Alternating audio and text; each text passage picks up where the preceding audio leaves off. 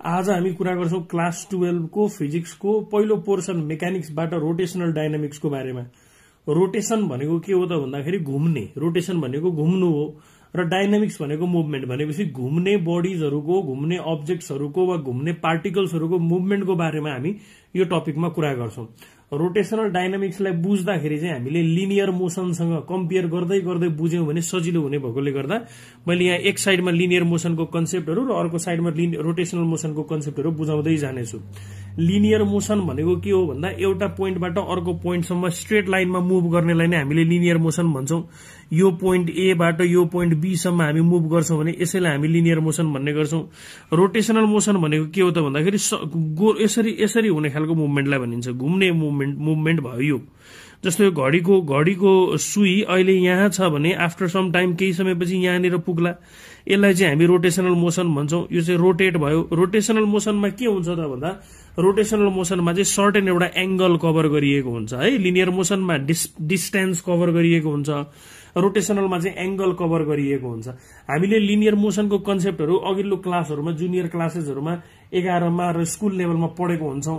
रोटेशनलको चाहिँ अहिले यहाँ बुझ्छौं। त्यससँग कम्पेयर गर्दै गर्दै बुझ्यो भने हाम्रो लागि त्यो चाहिँ सजिलो हुन्छ। एउटा स्ट्रेट लाइनमा मुभ हुने भने मैले यो एउटा स्ट्रेट लाइनमा मुभ हुनेलाई लिनियर मोसन भनिन्छ। जस्तो यस्तो भर्टिकल मोसन पनि हुन सक्ने भयो। भर्टिकल मोसन ए देखि बी सम्म वा हरिजन्टल मोसन ए देखि बी सम्म, यो लिनियर मोसन यस्तो प्रकारको हुन सक्ने भयो है, स्ट्रेट लाइनमा हुने मोसन। रोटेशनल भनेको चाहिँ एउटा एक्सिसको बेसिसमा यो भयो। सपोज यो हाम्रो एक्सिस भयो, यो एक्सिसको बेसिसमा यसको वरिपरि घुम्नुलाई चाहिँ नि रोटेशनल डायनामिक्स, रोटेशनल मोसन भन्ने गर्छौं हामी। अब हामी यो दुईटाका कन्सेप्टहरुलाई सँगसँगै लिएर जान्छौं। रोटेशनल डायनामिक्सको मोसनको एक दुईवटा एक्जाम्पलहरु भन्नु पर्दाखेरि फ्यानको ब्लेडहरु रोटेशनल मोसनमा हुन्छन्, साइकलको चक्का रोटेशनल मोसनमा हुन्छ, त्यसपछि अर्थ रोटेटिङ अराउन्ड इट्स एक्सिस, अर्थ चाहिँ आफ्नो एक्सिसमा जुन घुमिरहेको हुन्छ त्यो रोटेशनल मोसनमा हुने भयो। यी भए रोटेशनल मोसनका एक्जाम्पलहरु। लिनियर मोसनमा हामीले यो भन्दा अगाडिको जुनियर क्लासेसहरुमा लिनियर मोसनका कन्सेप्टहरु जस्तै स्पीड, भेलोसिटी, फोर्सका कुरा, मासका कुरा, एक्सेलरेसन जस्ता कन्सेप्टहरु लिनियर मोसनमा पढेको छ भने तिनै कन्सेप्टहरुलाई अब रोटेशनलमा चाहिँ कसरी हेरिन्छ भन्ने कुरा हामी बुझ्दै जान्छौं है त। यसमा सबभन्दा इम्पोर्टेन्ट रोटेशनल डायनामिक्समा दुईटा कुरा एकदम धेरै इम्पोर्टेन्ट हुन्छ। हामीले क्लास 9-10 मा अप्सनल म्याथ्समा एउटा चाहिँ ट्रान्सफर्मेसन भन्ने एउटा टपिक पढ्थ्यौं। त्यो ट्रान्सफर्मेसन भन्ने टपिकमा रोटेशन भन्ने पनि हुन्थ्यो, रिफ्लेक्सन हुन्थ्यो एउटा, अर्को रोटेशन हुन्थ्यो। त्यो रोटेशनमा चाहिँ के हुन्थ्यो, के कुरा इम्पोर्टेन्ट हुन्थ्यो भने एंगल अफ रोटेशन र दुईटा कुरा एकदम इम्पोर्टेन्ट हुन्छ यहाँनिर भन्ने सम्झिने। एउटा एंगल अफ रोटेशन इम्पोर्टेन्ट हुन्छ र अर्को भनेको चाहिँ axis of rotation, angle of rotation र एक्सिस अफ रोटेशन, यी दुईटा कुराहरू इम्पोर्टेन्ट हुन्छन्। यिनको बारेमा हामी पछाडि फेरि कुरा गर्दै जान्छौं। अहिलेलाई चाहिँ यिनीहरूको बेसिक कन्सेप्टहरु हेर्दै जाउँ। लिनियर मोसन र रोटेशनल मोसनको बेसिक कन्सेप्टहरु सँगसँगै कम्पेयर गर्दै पढौं। कम्पेयर गर्दै पढियो भने हामीलाई न्यूमेरिकल गर्न एकदम सजिलो हुन्छ, भेरिफिकेसनमा पनि एकदम सजिलो बनाउँछ यसले है त। लिनियर मोसनमा के हुन्छ भने एउटा पोइन्टबाट अर्को पोइन्टसम्म जाँदाखेरि सर्टेन एउटा डिस्टेन्स कभर गरिन्छ, डिस्टेन्स डिस्प्लेस गरिन्छ। त्यसलाई हामी लिनियर डिस्प्लेसमेन्ट भनेर बुझ्छौं। त्यसलाई चाहिँ हामी के भन्छौं, लिनियर डिस्प्लेसमेन्ट भन्छौं। 5 किलोमिटरको डिस्प्लेसमेन्ट भन्यो भने त्यो लिनियर डिस्प्लेसमेन्ट, 10 किलोमिटरको डिस्प्लेसमेन्ट भन्यो भने लिनियर डिस्प्लेसमेन्ट। यतापटि चाहिँ लिनियर डिस्प्लेसमेन्टको साटो के हुन्छ त भन्दा एंगल डिस्प्लेस गरेको हुन्छ, त्यही भएर यतापटि चाहिँ हामी त्यसलाई एंगुलर डिस्प्लेसमेन्ट भन्छौं। एंगुलर डिस्प्लेसमेन्ट यति डिग्री डिस्प्लेस गर्यो भन्ने हुन्छ यसमा चाहिँ है। यसलाई थीटाले डिनोट गरिन्छ। लिनियर डिस्प्लेसमेन्टलाई एस ले डिनोट गरिन्थ्यो, एंगुलर डिस्प्लेसमेन्टलाई थीटाले डिनोट गरिन्छ। भनेपछि अब जहाँ हामी पहिला एस युज गर्ने गरेका थियौं, लिनियर डिस्प्लेसमेन्ट युज गर्ने गरेको थियौं, अब चाहिँ हामी त्यसको साटो के युज गर्छौं, एंगुलर डिस्प्लेसमेन्ट थीटा युज गर्ने गर्छौं है त। त्यसपछि लिनियर डिस्प्लेसमेन्ट आएपछि लिनियर डिस्प्लेसमेन्टमा आएको change with respect to time, त्यसलाई हामी भेलोसिटी भन्थ्यौं। लिनियर भेलोसिटी भनेको चाहिँ लिनियर भेलोसिटीलाई v ले डिनोट गर्ने गरेको थियो हामीले, र यसमा डिस्प्लेसमेन्टमा आएको change with respect to time त्यसलाई चाहिँ हामीले लिनियर भेलोसिटी भनेर बुझेको छ। उतापट्टि लिनियर भेलोसिटी हुन्थ्यो भने यतापट्टि के हुने भयो, अब एंगुलर भेलोसिटी। भनेपछि एंगुलर भेलोसिटी भनेको पनि के हुने भयो त, एंगुलर डिस्प्लेसमेन्टमा आएको चेन्ज विथ रेस्पेक्ट टु टाइमलाई नै हामीले एंगुलर भेलोसिटी भन्ने रहेछौं। एंगुलर भेलोसिटीलाई ओमेगाले डिनोट गरिन्छ।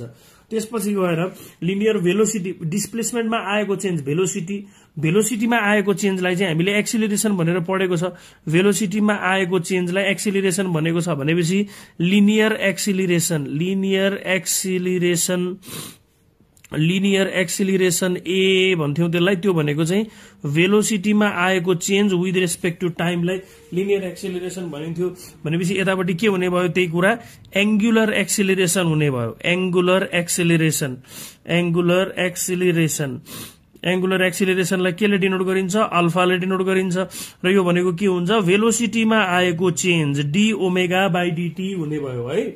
डिस्प्लेसमेन्टमा आएको चेन्ज भेलोसिटीमा आएको चेन्ज एक्सिलरेसन, लिनियर डिस्प्लेसमेन्टमा आएको चेन्ज लिनियर भेलोसिटीमा आएको चेन्ज लिनियर एक्सिलरेसन। त्यसै एंगुलर डिस्प्लेसमेन्टमा आएको चेन्ज एंगुलर भेलोसिटीमा आएको चेन्जलाई एंगुलर एक्सिलरेसन भनिन्छ। त्यस पछाडि अरु दुईटा कन्सेप्टको बारेमा बुझौं, अझै दुईटा। यसलाई अझै अर्को तरिकाले के भन्न सकिन्छ यहाँसम्मको कुराहरूलाई भने यसको फर्स्ट डेरिभेटिभ लिनियरको फर्स्ट डेरिभेटिभ लिनियर डिस्प्लेसमेन्टको फर्स्ट डेरिभेटिभ भेलोसिटी भयो, भेलोसिटीको फर्स्ट डेरिभेटिभ एक्सिलरेसन भयो भनेपछि हामीले सिधै एक्सिलरेसनलाई चाहिँ डिस्प्लेसमेन्टको सेकेन्ड अर्डर डेरिभेटिभ भन्न मिल्छ। यसरी है एक्सिलरेसनलाई के भन्न मिल्छ? डिस्प्लेसमेन्टको सेकेन्ड अर्डर डेरिभेटिभ भन्न मिल्छ। किनभने फर्स्ट डेरिभेटिभ डिस्प्लेसमेन्टको फर्स्ट डेरिभेटिभ भेलोसिटीको फर्स्ट डेरिभेटिभ एक्सिलरेसन भनेपछि डाइरेक्टली डिस्प्लेसमेन्टको सेकेन्ड डेरिभेटिभ चाहिँ एक्सिलरेसन हो भन्न सकिन्छ। त्यही भएर यो यहाँसम्मको रिलेसनहरूलाई हामीले यसरी एक्सिलरेसनलाई डाइरेक्टली डिस्प्लेसमेन्टको टर्म्समा यसरी पनि एक्सप्लेन गर्न सक्यो है त, यसरी पनि बुझ्न सक्यो। अब दुईटा कन्सेप्टहरू एकदम धेरै इम्पोर्टेन्ट कन्सेप्टहरू दुईटा एकदम यिनीहरूलाई याद गर्ने। यतापट्टि हामी जसरी मासलाई युज गर्थ्यौं यतापट्टि हामी त्यसै गरी मोमेन्ट अफ इनर्सिया भन्ने कुरालाई युज गर्छौं। यो मोमेन्ट अफ इनर्सियाको बारेमा हामी अर्को टपिकमा फेरि मजाले डिटेलमा कुरा गर्छौं। अहिलेलाई के बुझ्ने भने जसरी उतापट्टि हामी मासलाई युज गर्थ्यौं लिनियरमा, त्यसरी नै यतापट्टि मोमेन्ट अफ इनर्सियालाई युज गर्छौं भन्ने कुरा बुझ्ने। जति ठूलो मासवाला बडी भयो, जति ठूलो मास भएको बडी भयो त्यसलाई लिनियर मोसनमा ल्याउन त्यति नै गाह्रो हुन्छ। जति ठूलो मासवाला बडी भयो त्यसलाई लिनियर मोसनमा ल्याउन त्यति नै गाह्रो हुन्छ भनेपछि जति ठूलो मोमेन्ट अफ इनर्सिया वाला बडी भयो त्यसलाई रोटेशनल मोसनमा ल्याउन पनि त्यति नै गाह्रो हुन्छ भन्ने कुरा सम्झिने।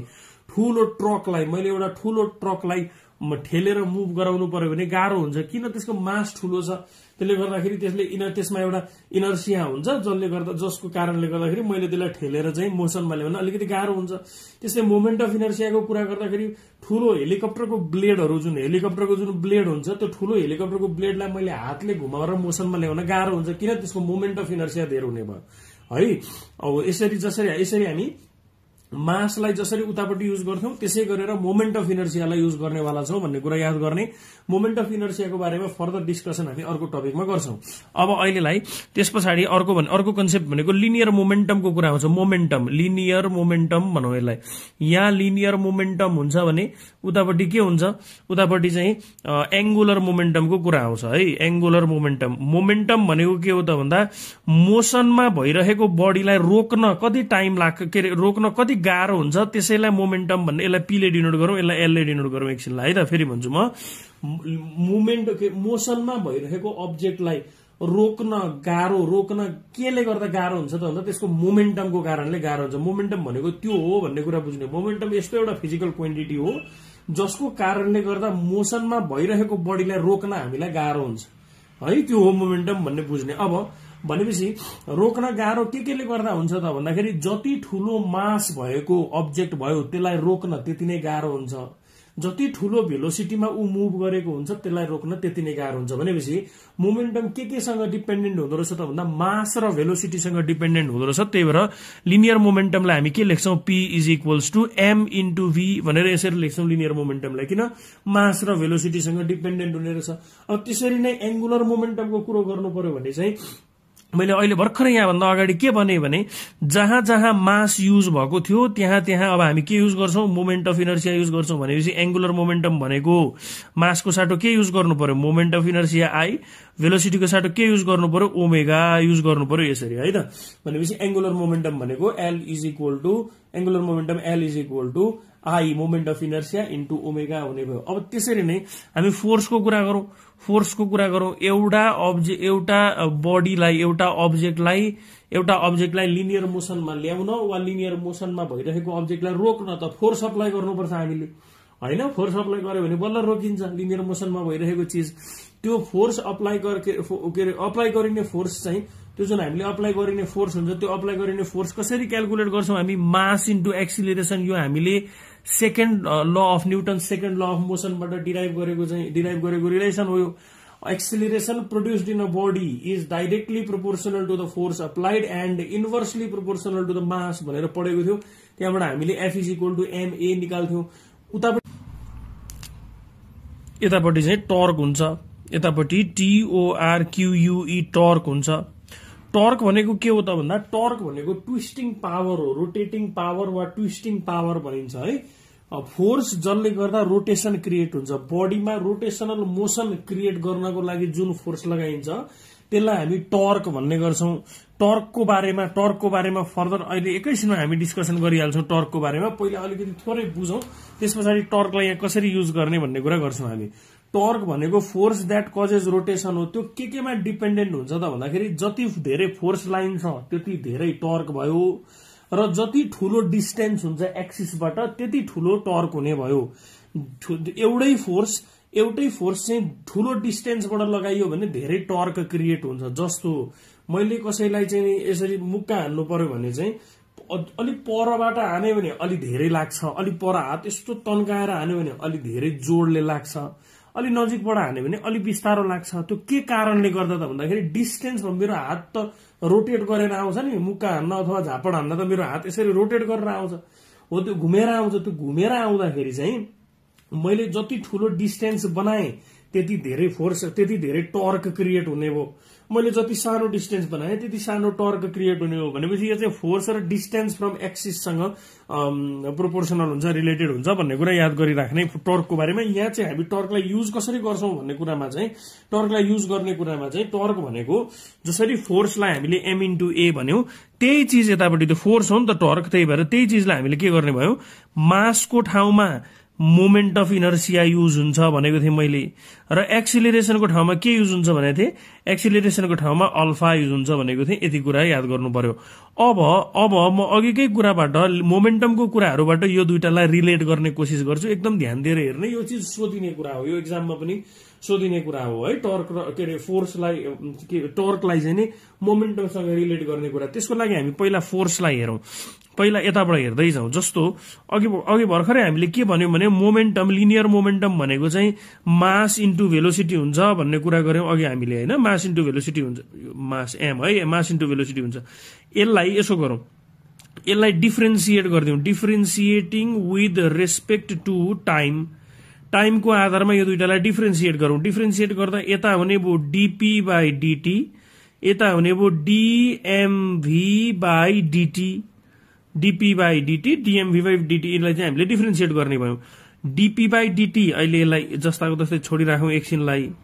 यो मासलाई चाहिँ मास टाइमसँग डिपेन्डेन्ट होइन नि त, त्यही भएर मासलाई यो डेरिभेटिभले फरक पारेन, यसलाई बाहिर निकाल्दा भयो। हामीसँग यहाँ बच्छ dv/dt। अब ध्यान दिएर हेर्ने, मास त मासै भइहाल्यो, change in velocity with respect to टाइमलाई अघि भर्खर हामीले के भनेको छ, change in velocity with respect to टाइमलाई के भनेको छ, एक्सिलरेसन भनेको छ। भनेपछि dp/dt भनेको के रहेछ त, मास इन्टु एक्सिलरेसन। मास इन्टु एक्सिलरेसन भनेको के हो, फोर्स। भनेपछि फोर्सलाई के पनि भन्न मिल्ने रहेछ, फोर्सलाई चाहिँ change in momentum with respect to time भन्न मिल्ने रहेछ है। Change in momentum with respect to time भन्न मिल्ने रहेछ। यो लिनियरको केसमा यस्तो भयो भने अब यतापट्टि हामी रोटेसनलको केसमा हेर्छौं। यो चीज एक्जाममा सोधिन्छ हामीलाई, यसलाई मजाले ध्यान दिएर हेर्ने, यसलाई। यसमा चाहिँ के भयो भन्दा हामीले एंगुलर मोमेन्टम L भनेको चाहिँ एंगुलर मोमेन्टम L भनेको I इन्टु ओमेगा भनेर पढ्यौं अहिले भर्खरै, हैन? I into omega. यसलाई पनि डिफरेन्सिएट गरौं, डिफरेन्सिएटिङ विथ रेस्पेक्ट टु टाइमको आधारमा यसलाई डिफरेन्सिएट गरौं। त्यसो गर्दा dl/dt is equal to di ओमेगा/dt हुने भयो, हैन? अब यसमा यो आई जुन छ मोमेन्ट अफ इनर्सिया यो त टाइमसँग डिपेन्डेन्ट हुँदैन, टाइमसँग डिपेन्डेन्ट नभएपछि त्यसलाई डेरिभेटिभले छोएन, त्यसलाई बाहिर निकाल्नु पर्यो यसरी। भनेपछि हामीसँग भित्र के भयो, d omega by dt. D omega by dt भनेको change in angular velocity with respect to time हो।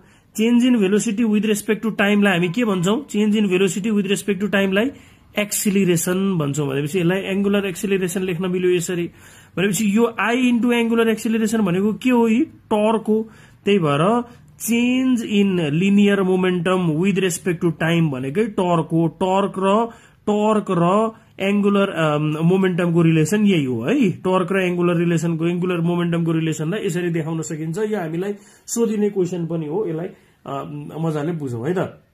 अब पालो आयो वर्क डन को। फोर्स लगाएपछि त वर्क डन हुन्छ, एउटा डिरेक्सनमा फोर्स अप्लाई गरिसके पछाडि त वर्क डन हुन्छ। भनेपछि वर्क डन बाई फोर्स हुने भयो यहाँनिर, यहाँ वर्क डन बाई फोर्स हुने भयो।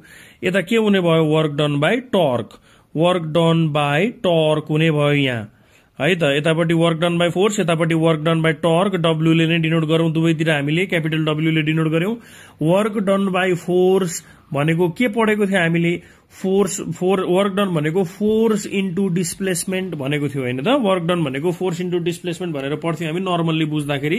यतापट्टि टर्कमा के हुने भयो त, त्यसो भए फोर्सको साटो यहाँनिर के युज गर्नु भनेको छ, टर्क युज गर्नु भनेको छ अहिले भर्खरै हामीले। र डिस्प्लेसमेन्टको साटो के युज गर्नु भनेको छ, थीटा युज गर्नु, एंगुलर डिस्प्लेसमेन्ट भनेको छ। भनेपछि वर्क डन बाई टर्क के हुने रहेछ त, टर्क इन्टु एंगुलर डिस्प्लेसमेन्ट हुने रहेछ। त्यस्तै गरेर अर्को हुन्छ काइनेटिक एनर्जी। यहाँ हामी यहाँको काइनेटिक एनर्जीलाई हामी ट्रान्सलेशनल काइनेटिक एनर्जी भन्छौं। यो मुभमेन्ट भनेको ट्रान्सलेशनल मुभमेन्ट हो। ट्रान्सलेशनल काइनेटिक एनर्जी भनेको चाहिँ 1/2 mv² भनेर पढेको थियो हामीले। त्यस्तै गरेर यहाँ हुने रोटेशनल काइनेटिक एनर्जी चाहिँ के हुने भयो त, रोटेशनल काइनेटिक एनर्जी भनेको 1/2 मासको ठाउँमा के युज गर्ने कुरा भएको छ, हाम्रो आई युज गर्ने कुरा भएको छ, मोमेन्ट अफ इनर्सिया।